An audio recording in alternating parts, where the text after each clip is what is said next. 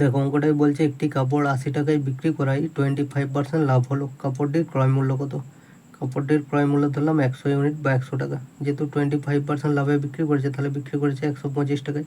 তাহলে 125 টাকাটা 80 টাকার সঙ্গে সমান, যেহেতু বলেই দেওয়া আছে 80 টাকা বিক্রয় মূল্য। তাহলে 1 ইউনিটের ভ্যালু হবে 80/125।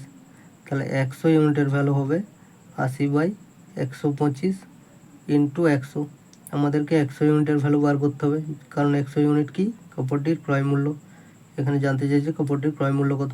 তাহলে 25 দিয়ে 125কে কাটলে 5, 25 দিয়ে 100 কাটলে 4, 5 দিয়ে 80কে কাটলে 16, 4 16 64। অর্থাৎ কাপড়টির ক্রয় মূল্য ছিল 64 টাকা।